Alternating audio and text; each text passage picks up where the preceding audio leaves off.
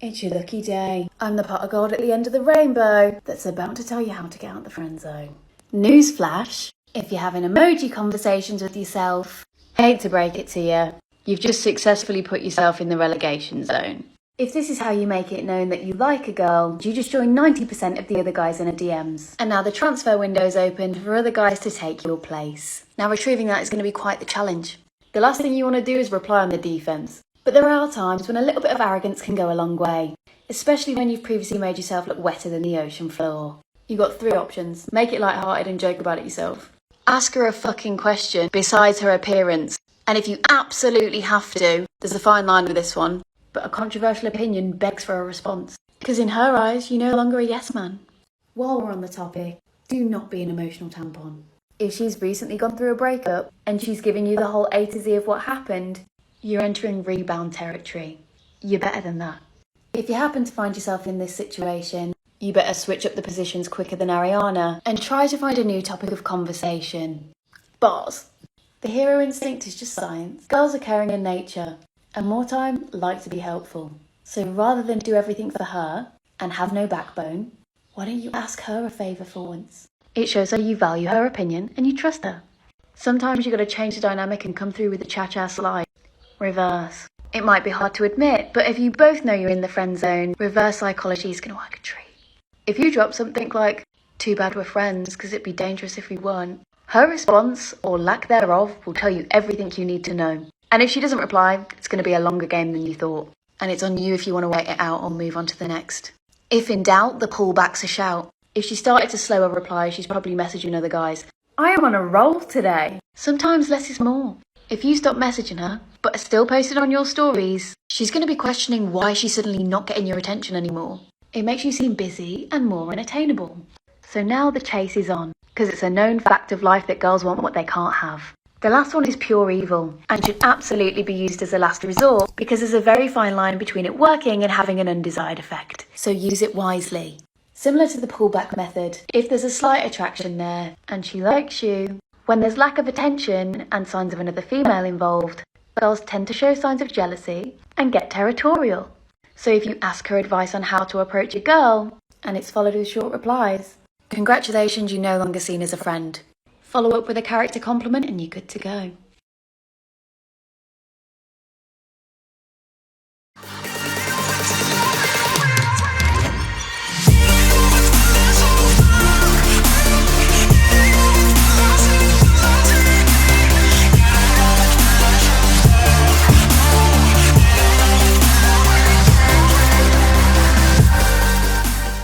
Let's set the scene. You've played by every rule in the book. You've got your foot in the door. But now you've got to continue a conversation with her and you have no idea what to say. Worry no more, Avenger! This is my foolproof way of how to never run out of things to say. Back on the bars again. Still on this motherfucking record. Number 1 is the storybook. Do this at your own peril. It's one question that's not going to require a lot of talking from you. Which is great. Just be prepared to get a whole novel as a response that has the potential to turn into a sequel. Just one question. So tell me, what's your story? She can run that however she wants and you just need to follow her lead. And, where appropriate, use the toddler theory. Because they're curious, right? If they're not asking to play games on your phone, they're doing that annoying thing where they ask why to everything every 5 seconds. So maybe don't ask that much. But literally a simple thing like asking why is showing her you're actually interested and also means she can expand and you learn more about her. And these little information McNuggets you can keep in your arsenal. And soon enough you'll have a whole Happy Meal full of other questions you can ask her. Passionate from miles away. Is it possible to get a restraining order on myself because I really need to stop?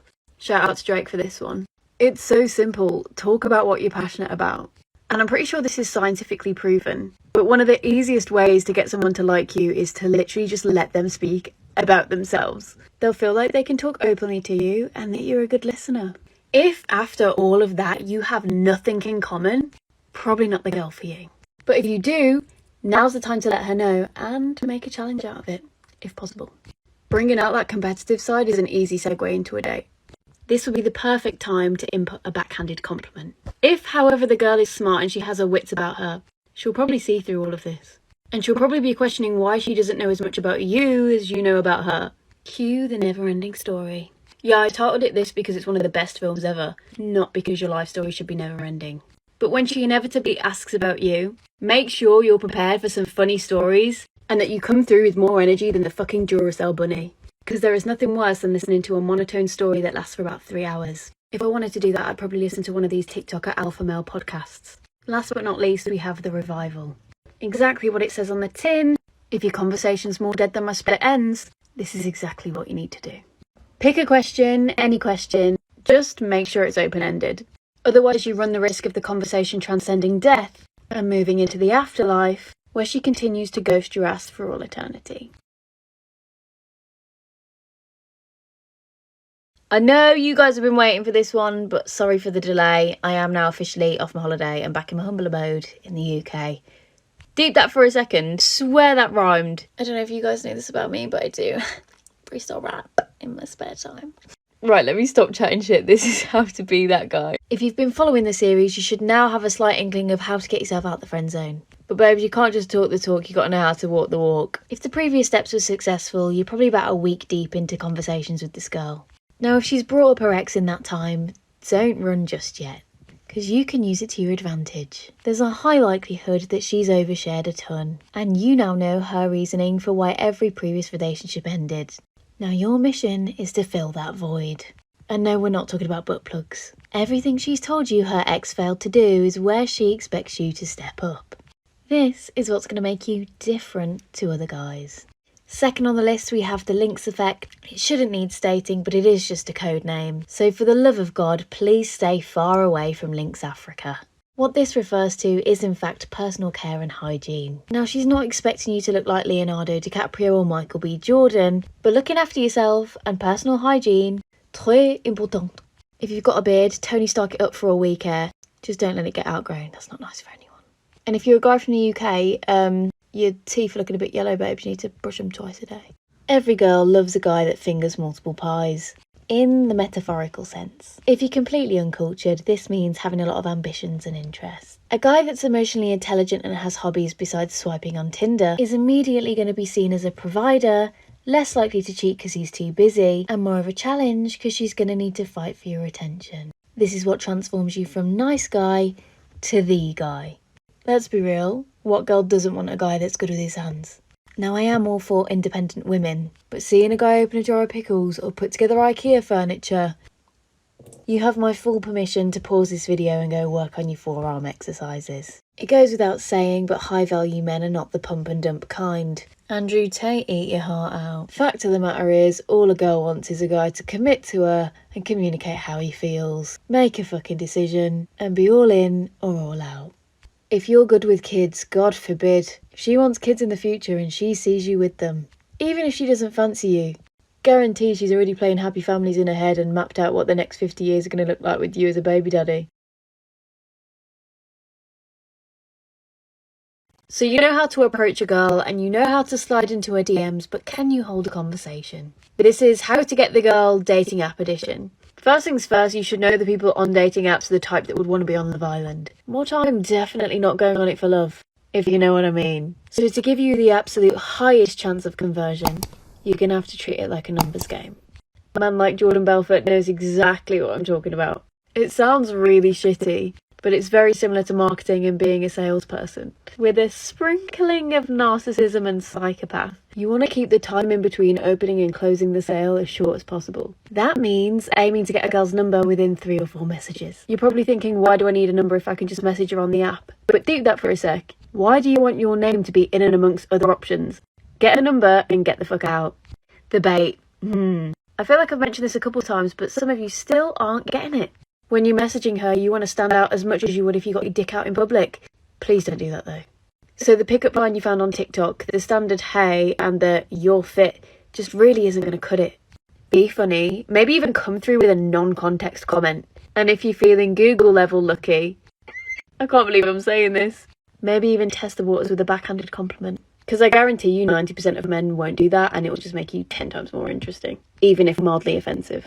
This is the kind of push-pull that the nice guys lack and is literally what separates you from the guys that get the girls. And this happens in every species.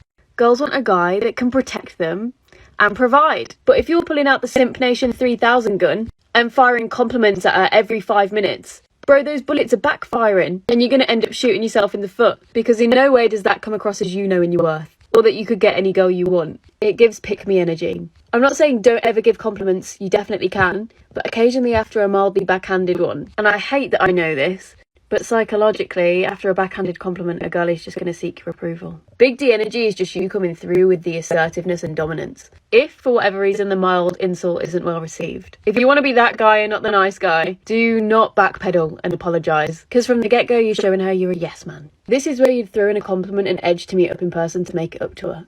Asking her that is so important, I don't think you understand. You've got to come through with that monster energy, but also make sure you don't come across as an arrogant twat. Be playful with it and make the conversation light-hearted. The best way to do this, in my opinion, is with a voice note.